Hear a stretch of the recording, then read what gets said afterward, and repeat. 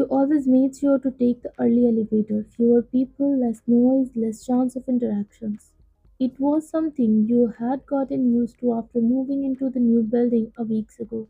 City life was louder, busier, and not everyone had the patience to understand someone who couldn't speak. You had Bhumi's leash wrapped around your wrist as you stood quietly near the elevator door. The tiny golden retriever pup was wagging her tail excitedly, too full of morning energy for your tired eyes. The elevator dinged. The moment the door slid open, Bhumi slipped free from your loose grip and bolted inside, yapping happily.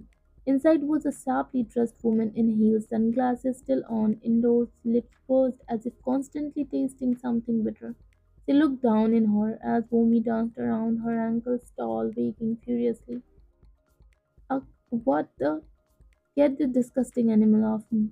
She shrieked, stumbling back and slamming her back against the elevator wall. "Control your dog, you irresponsible!" Her eyes landed on you as you entered, flustered, trying to grab Bhumi and mouth an apology. You walked deeply, palms up in apology, trying to sign. "Sorry, she's a puppy, just excited." But the woman stepped forward, pushing your shoulder slightly with her manicured hand. "Oh, what now? You are playing dumb too?" "Of course, you people always have some excuse." She hissed, not even lowering her voice. "You people shouldn't be allowed to have dogs if you can't even control them." Woman spat, brushing her skirt like she had been dirty. Your throat tightened. You shook your head, trying to sign again, but your fingers trembled too much. "And what are you even doing? Are you deaf or just pretending dumb? What's the matter with you?" She snapped. "Can't talk or just too lazy to say sorry properly? Pathetic." "Enough." A low, deep voice sliced through her words. You turned. Stepping out of apartment 702, just a few feet away was a man in a black hoodie and grey sweatpants, his hair slightly messy like he had just woken up. His eyes, dark and unreadable, were fixed on the woman. He stepped forward casually but confidently, every inch of him dripping with quiet authority. "She can't speak," he said, voice firm. "Not that you deserve her apology anyway." The woman scoffed. "Excuse me, who even are you?" "A neighbor, and the guy who now officially hates your voice," he added sharply, eyes narrowing. "You are yelling at someone for a mistake her puppy made, overreacting while she is clearly trying her best to apologize. She should have. She is trying to communicate, and you choose to insult her. Not a great look for someone wrapped in overpriced fabric." You could have sworn Bhumi growled in agreement. He glanced down at you, and something in his gaze shifted, softer, protective. "She doesn't need words to be heard," Jungkook said, turning back to the woman. "People like you just choose not to listen." The hallway fell into thick silence. Even Bomi had stopped moving, now cuddled against your chest, sensing the tension.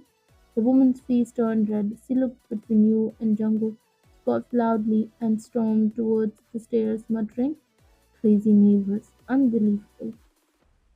The sound of her heels disappeared down the stairwell. You stood there, stunned, Bhumi licking your chin like nothing had happened. Jungkook looked at you, then softer now. "You okay?" You nodded slowly, still shaking, your heart pounding not from fear anymore, but from the fact that someone had defended you. You fumbled to pull out your phone. With trembling fingers you typed, "Thank you. I'm sorry about the noise. I didn't mean to cause trouble." He read the message, then let out a small chuckle. "You didn't cause trouble. She did." You offered a small, timid smile. He smiled back genuinely this time, and it changed everything about him. His features softened, the coldness melting into something boyish and warm. "She is cute," he said, nodding at Bomi, "and she has got good taste." She ran towards the kindest person on this floor. You stayed blinking, holding Bomi tighter. Jungkook looked at you for a second longer before rubbing her back off his neck awkwardly. "Anyway, I'm Jungkook, 702. If she ever gets loose again, you know where to find me." You typed again quickly. "I am Ryan, 703, and sorry again for the chaos." He shook his head with a playful scoff. "If that was chaos, I could get used to it." Just then the elevator dinged again. Jungkook stepped aside to let you in, but then reached out and gently held the door. Hey, he said, voice a little quieter. If anyone ever talks to you like that again, you let me know, okay? You stared up at him, your chest warm, you nodded, cheeks pink. As the door begins to close, he smiled and said, see you around, neighbor. And for the first time in a long time, you didn't feel so alone. It had been weeks since the incident in the hallway, 2 weeks since Jungkook stood up for you no one else ever had, 2 weeks since your heart did that weird fluttery thing it wasn't supposed to do just because a boy smiled at you. You had been avoiding the hallway since then, changing your walk schedule, taking the stairs, anything to avoid another unexpected encounter. Not because you didn't want to see him, but because you did too much. You were setting Vomi's breakfast down that morning when the doorbell rang. Strange. You weren't expecting anyone. You picked Vomi up cautiously and padded to the door, unlocking the latch slowly. You opened it just a crack and froze. Jung stood there in jeans and a plain white t-shirt, holding 2 cups of coffee and a small notebook. Morning, Miss Neighbor, he said with a cool grin. Hope I am not interrupting? You opened the door wider, blinking in confusion, pointing to itself with a questioning look. Jungkook nodded. Yeah, I came for you. You raised a brow, tilting your head. He held up the notebook and tapped the front. Sign language, beginner's guide. Your eyes widened. I don't like talking to walls, he said casually, and I figured if I am going to talk to you, I should learn to speak your way. Your chest tightened, something squeezed, something warm and terrifying. He handed you one of the coffee cups. Also, this is an apology for calling your puppy a criminal even if she did chew through that flower pot in the lobby. You covered your mouth to hide the laugh threatening to escape and shook your head in disbelief. You took the cup slowly, then quickly grabbed your phone. You really bought a sign language book just to talk to me? He nodded, a little shy now. Yeah, I mean, you are interesting. I wanted to know more. You stared at him, heart thumping. He held up his hand in a clumsy gesture and slowly signed. Hi. It was awkward, the fingers a bit wrong, but he tried. He really tried. You giggled, soundless but visible, and nodded. You took the cup, stepped aside, and motioned towards your cozy little couch, an invitation. He hesitated. Are you sure? You nodded again. He stepped in, looking around. Oh, this is nice. It smells like sunshine in here. You didn't answer, just handed him your little whiteboard. You used to leave notes for deliveries. You scribbled fast. You are weird. Jungkook laughed. You're welcome. You scribbled again.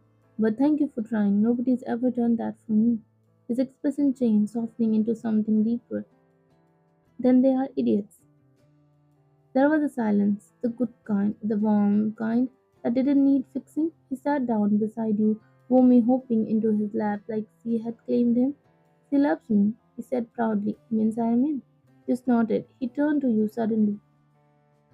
You know, you may not speak out loud, but somehow I feel like I can hear you better than anyone else I have ever met. Your breath gouged in your throat, and in that moment you realized he wasn't just the boy next door. He was the one person who wanted to learn your silence. And maybe, just maybe, you were ready to let him in.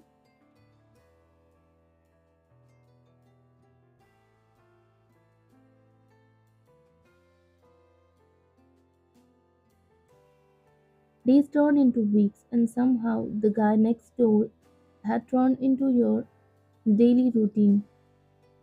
John Jungkook became the most constant in your quiet little world. He bought you coffee in the mornings, left post-it notes on your door with bad jokes, showed up in the evening with Fomi's favorite treats pretending they were for her, not you. He even started learning more sign language, though he still got a few signs hilariously wrong, like the time he dramatically signed I am pregnant instead of I am surprised, and your laughter was so intense you actually cried. You hadn't laughed like that in a long, long time. And Jungkook, he watched you like you were the most beautiful sound he had ever heard.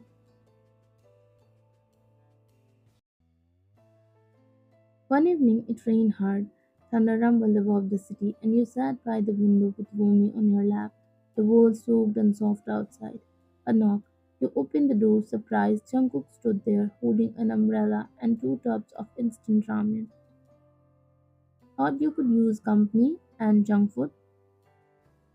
You stepped aside, let him in, your chest fluttering again like it always did these days. He kicked off his shoe and walked in, shaking his hoodie like a soaked puppy. Bhumi walked once and ran to help. He grinned. You passed him a towel.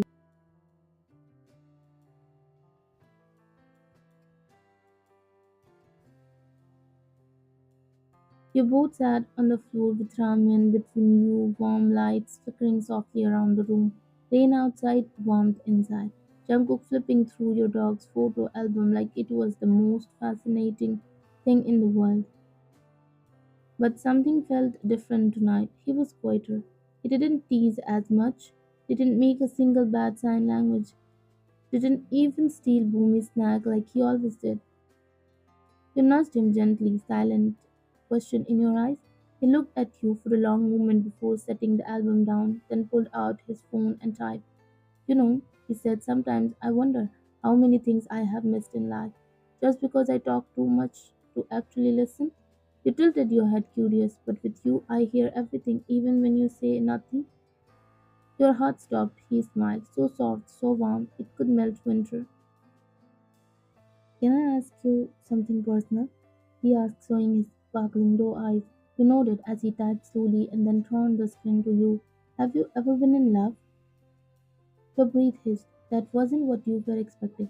You stared at the screen, the question blinking back to you. You took a deep breath and grabbed your phone. Once, it didn't end well. He said he loved me but didn't have the patience to understand me. Jungkook's jaw tightened as he read your message. His fingers hovered over his screen, then stopped. He looked you dead in the eyes and said softly, I don't want to be like him. You blinked, stunned. He leaned forward, eyes intense but gentle. I like you, he said, probably more than I should. And I know I joke around a lot, but this isn't a joke. Your heart pounded as he whispered, I haven't fallen for you every day.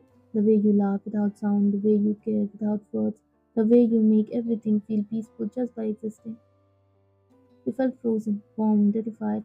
Then he added, voice barely above a whisper, and if you don't feel the same, I will step back. I promise. I will still be your friend. I will still bring ramen in the rain. But if there is even the slightest chance that you could like me back, he paused, his voice crackling just a little. Would you go on a date with me? Silence stretched between you, didn't move. You didn't type. Instead, you reached out gently, took his hand, and wrote slowly across his palm with your finger. I'm scared. He turned his palm and wrote back with his finger. Me too. You smiled a tiny sigh, trembling smile. Then you took a deep breath and nodded, his eyes widened. Yeah? He nodded again, heart pounding, his grin exploded wide, pride relieved. I will make it worth the risk. He whispered, and in that moment you knew you didn't need words to fall in love, just him.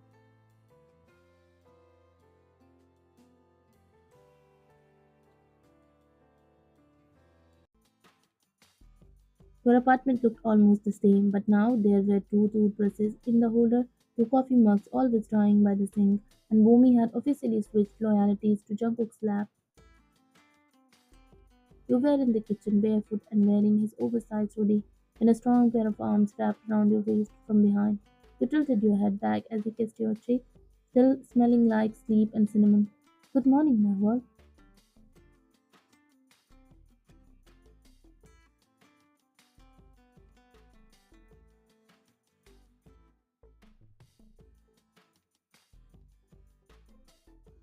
His hands were still clumsy sometimes, but you always understood.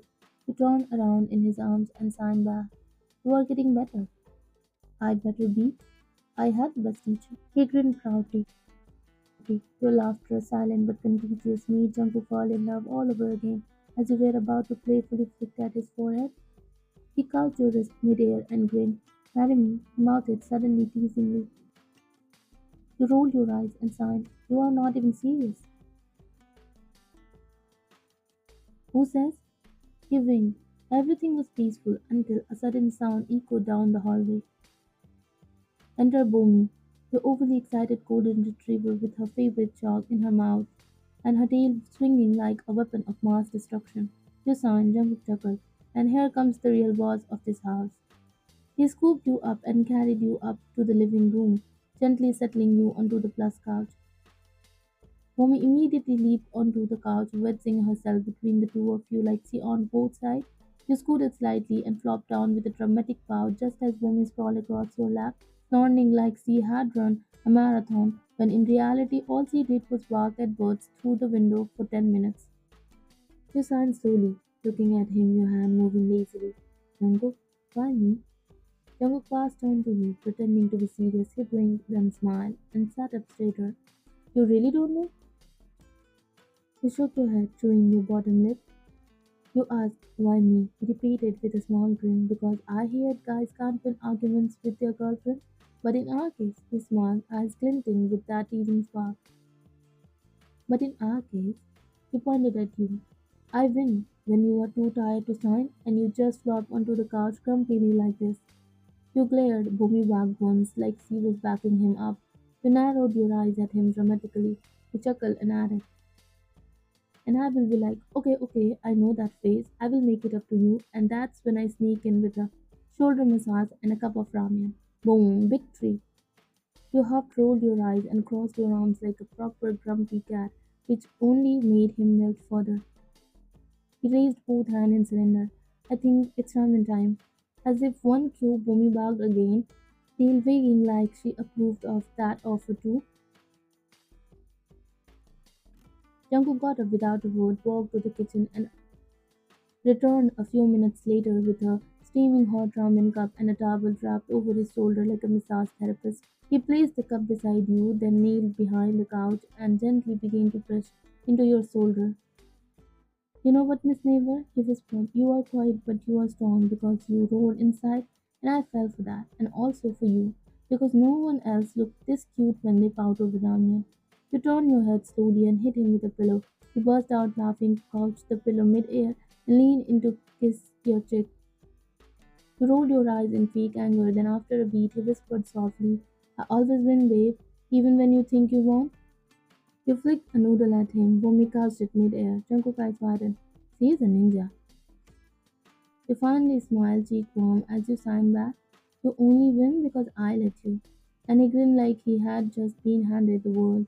And I will keep letting you win, he whispered, kissing the top of your head, as long as I get to come home to this, my girl and my dog. He said, settling behind you. He began to press your shoulders gently as he spoke again. Miss Neighbor, I have been thinking, he started. You looked up, raising a brow. It's been a while since we went out to eat like a proper dinner date. Just you and me, no work, no Bomi crashing the party. He glanced at the dog, who stretched like she understood the state being thrown her way. Then he leaned down beside you, nudging your shoulder. What say, baby? Let's go on a dinner date tonight. Just you, me, and good food, candles, me staring at you like fool. You tilted your head. Ramyun, you signed, smirking. He groaned. No ramyun, actual food, somewhere nice. You bite your lip pretending to think, just to tease him, then finally gave him a little nod. He brightened instantly. Great, wear that black dress, the one I love, please. I will wear the shirt that matches. We will be that disgustingly cute couple tonight. He nodded, grinning, but then looked at Bhumi as you signed. Wait, what about Bhumi? Jungkook groaned playfully, already pulling her on his lap. Yeah, no way we are leaving her unsupervised. Again, last time she almost ordered dog treats off my Amazon account. He paused, biting back a smile as Womi gave a dramatic sign, rolled over as if offended. Jungkook added, I swear she is smarter than she looks. I don't trust that innocent face. You silently chuckled, signing, we will drop her at Asian aunties. She spoiled Womi more than we do anyway. He grinned. Perfect. Now hurry up. I need at least an hour to keep my eyes off you before we leave.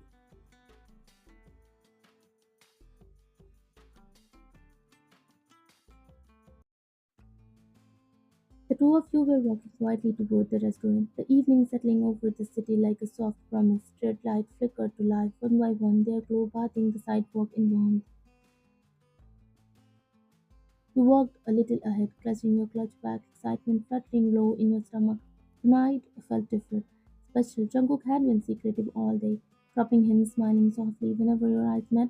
You stopped at the crosswalk near the restaurant and turned to check behind you, expecting to see him right on your heels. But he wasn't there. Your brows furrowed. You looked back, left, right, until your gaze finally found him across the street. He was standing at a small corner flower shop, face tilted slightly down as he leaned in to smell a fresh bouquet. His hair moved with the breeze, and something in his gentle expression made your lips curl into a smile, soft, voice, almost innocent. Of course, you shook your head fondly, so that why he hung back. But then your smile faded. He turned phone in one hand, still talking, and without even glancing up, he stepped off the curb. Your heart stopped. A car turned the corner at full speed, horn blaring, tires screeching. You wanted to scream, but your voice wouldn't come out. You raised your arms, eyes wide in terror.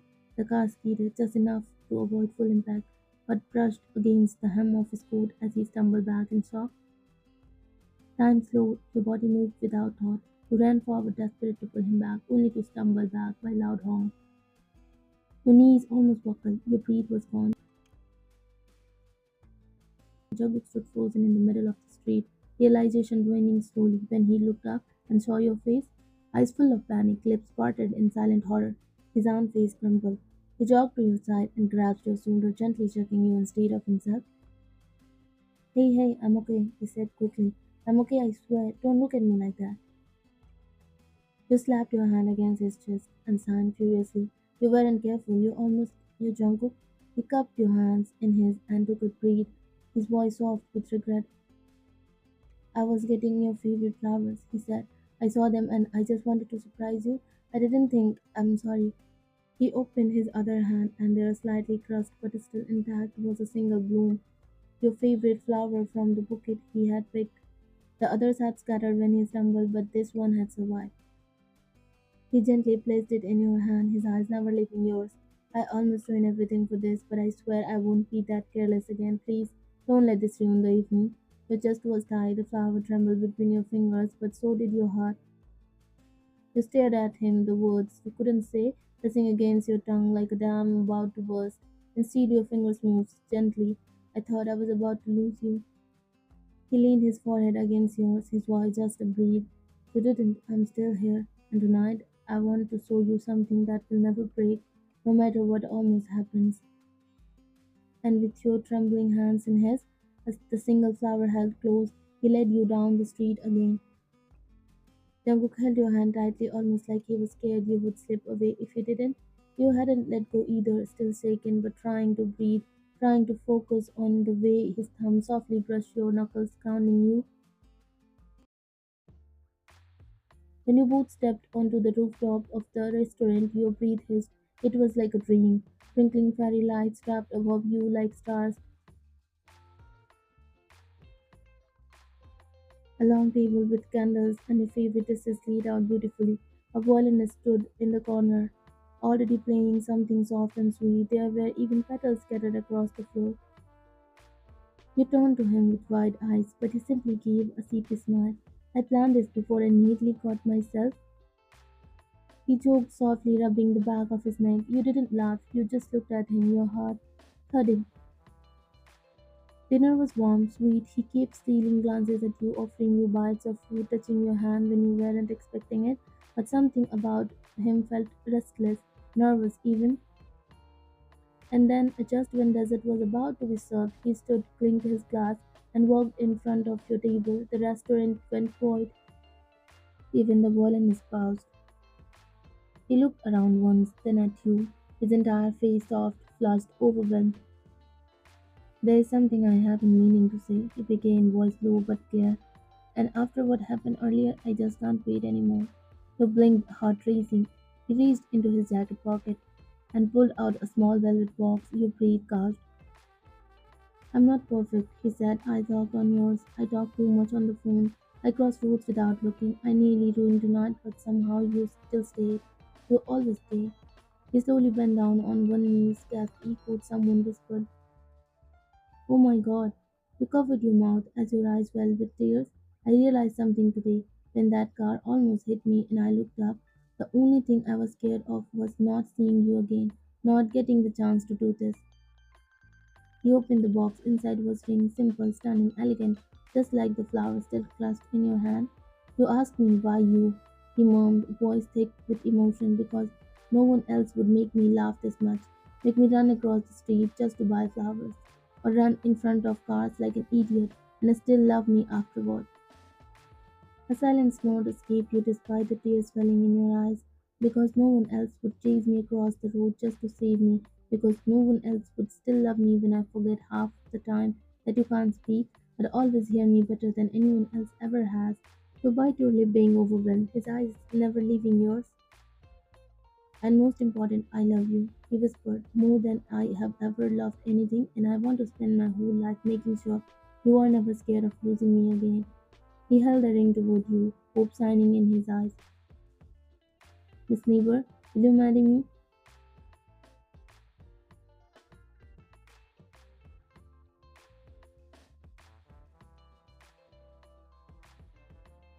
Your fingers trembled, your lips parted in silent shock. Tears escaped your eyes before you could stop them. You nodded over and over and signed. Yes, yes, idiot, I will.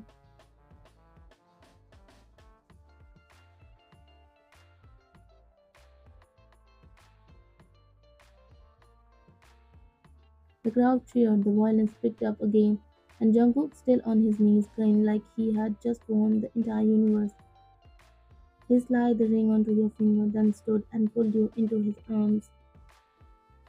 As your lips met his, sweet and emotional, the single flower slipped from your hand and landed on the table, still perfect, still whole, just like your love.